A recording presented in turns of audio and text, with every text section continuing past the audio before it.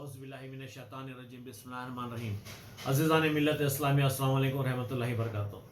जैसे कि आप लोग जानते हैं, कल या परसों का सिविल कोर्ट का एक ऑर्डर है जहाँ पर अजमेर शरीफ के नीचे शिव मंदिर है बोलकर क्लेम है, तो उसके लिए सर्वे का जो है सो परमिशन मिल गया। मेरे को समझ में ये नहीं आता है कि एक मामूली सी, हम बीन है हाई कोर्ट एडवोकेट, एक मामूली सी अगर परपेचुअल इंजेक्शन लेना है सिविल सूट में तो notice to the other side बोलते, उसकी सुनवाई हुए वक्त कुछ भी जो है सो अलाउ नहीं करते।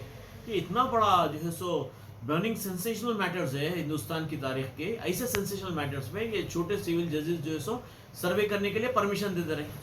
ये समझ नहीं आ रहा ये कैसे सिविल जजेस है, या तो फिर जो है अनक्वालिफाइड है ये, या नहीं तो फिर ये जो सो फिरका परस्त है इनके सिविल जजेस है।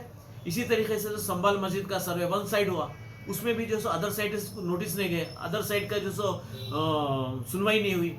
ये किस तरीके से जुडिशरी चल रही समझ नहीं आ रहा हिंदुस्तान की तारीख में।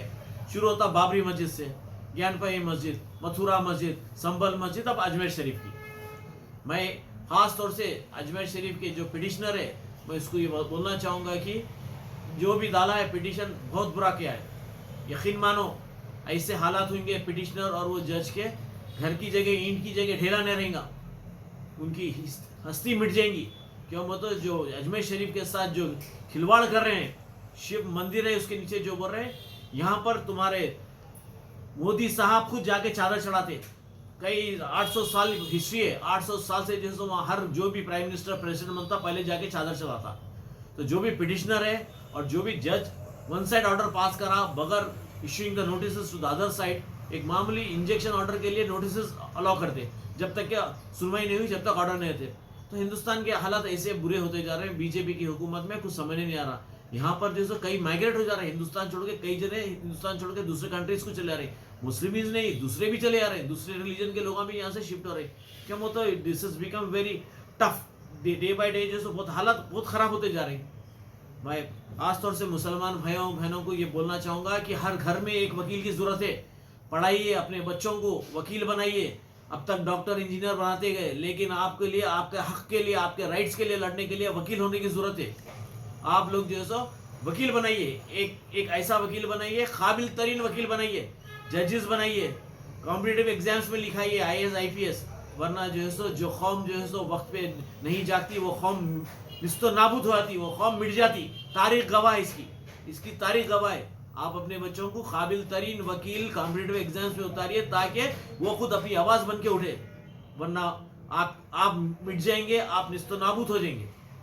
तो अजमेर शरीफ का जो इशू हुआ है, that is not at all acceptable. हम अपनी शरीयत में किसी को मदाखिलत करने नहीं देंगे। हिंदुस्तान में जो है सो रह रहे तो हम भी कॉन्स्टिट्यूशन फॉलो करते, आप भी कॉन्स्टिट्यूशन फॉलो करना। हर एक के इक्वल राइट्स है।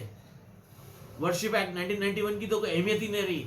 अब चंद्रचूड साहब की वजह से जो ज्ञानपावी मस्जिद का सर्वे करा है, और उन्होंने जो है सो राम मंदिर में वन ऑफ द 5 पैनल जजेस के एक मेंबर थे, उन्होंने बोले कि इस पे बाबरी मस्जिद का जो है सो बाबरी मस्जिद के उस पर ये एक्ट लागू नहीं होता। कैसे एक्ट लागू नहीं होता? हर चीज़ में एक्ट लागू होता। हिंदुस्तान के एक्ट्स कई के लिए बनाए गए फिर? क्या खाली किताब की हद तक रखने के लिए? कोई प्रैक्टिकल नहीं है इसमें। तो मैं दोस्तों, बुजुर्गों और भाइयों और बहनों, मैं आप लोगों से अपील करता हूँ, आप अपने बच्चों को पढ़ाइए लिखाइए। फतरे मारने से कुछ फ़ायदा नहीं है, कुछ नहीं होगा। फतरे मारेंगे, जला देंगे गाड़ियाँ, आपके ऊपर केसेस बुक होंगे।